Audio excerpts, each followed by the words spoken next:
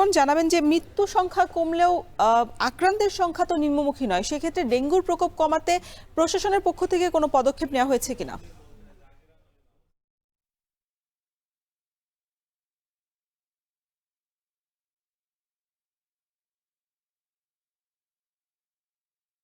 তারা কিন্তু পদক্ষেপ প্রথম দিক থেকেই নেওয়ার চেষ্টা করেছে। বিশেষ করে স্বাস্থ্য শিক্ষার ব্যাপারে বিভিন্ন স্কুল মাদ্রাসায় গিয়ে কিন্তু বিভিন্ন রকম সেমিনার সভা করা হচ্ছে ডেঙ্গু প্রতিরোধ বিষয় করণীয় কি সেই বিষয়ে সচেতন করার জন্য। অন্যদিকে স্থানীয় সরকারের যে ইউনিয়ন পরিষদ এবং পৌরসভা রয়েছে সেই পৌরসভা এবং ইউনিয়ন পরিষদও কিন্তু তারা কার্যক্রম চালাচ্ছে। তবে আমি এই ফরিদপুর মেডিকেল কলেজে এসে কিন্তু দেখতে পেয়েছি এখানে প্রায় অর্ধ শতাধিক ডেঙ্গু রোগী রয়েছে।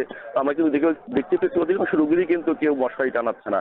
এই বিষয়ে কথা বলেছিলাম দায়িত্বরত বা কর্তব্যরত সিস্টারদের সঙ্গে। তারা বলেছেন যে আমাদের পক্ষ থেকে বা চিকিৎসকদের পক্ষ থেকে বারবার রোগীদের তাগিদ দিলেও কিন্তু তারা সেটা মানছে না। এটা হচ্ছে বড় সমস্যা। অর্থাৎ মানুষের মধ্যে আইন মানা বা নির্দেশনা মানার প্রবণতা কম থাকাই একটা অন্যতম কারণ।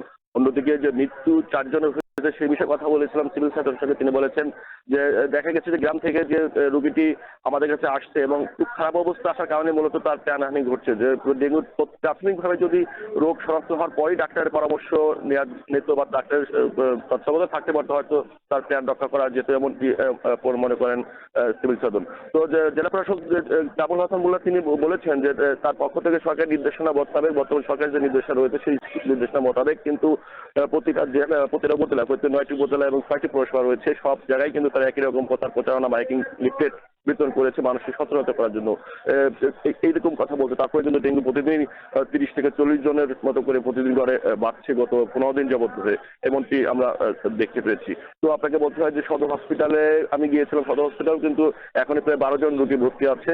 যদিও আসার কথা হচ্ছে 1474 জন রোগী এই পর্যন্ত চিকিৎসা নিল, তার মধ্যে প্রায় 1359 জন রোগী কিন্তু সুস্থ বাড়িতে পেয়ে গেছে। এটা একটা আশার খবর। সিভিল সার্জনের পক্ষ থেকে যেটা বলা হয়েছে, সরকারের তরফ থেকে পর্যাপ্ত পরিমাণ চিকিৎসা সরঞ্জাম এবং কিট যেটা টেস্ট করা হয় সবকিছু কিন্তু পর্যাপ্ত রয়েছে। অন্যদিকে চিকিৎসক সংকট আসছে না, এমনটি আমরা জানতে চেয়েছিলাম।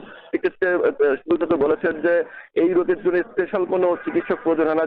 যে চিকিৎসকগুলো আমাদের হসপিটালগুলোতে, ইউনিয়ন স্বাস্থ্য কমপ্লেক্সগুলোতে রয়েছে, তারাই কিন্তু এই চিকিৎসা সেবা দিচ্ছে এবং দিয়ে যাচ্ছে। সুতরাং চিকিৎসা সংকটের কোনো বিষয় নেই। অন্যদিকে ওষুধ বা যে কিটের সংকট নেই, সরকারের পক্ষ থেকে দেওয়া হয়েছে। তো এই ছিল ফরিদপুরের ডেঙ্গুর সর্বশেষ খবর।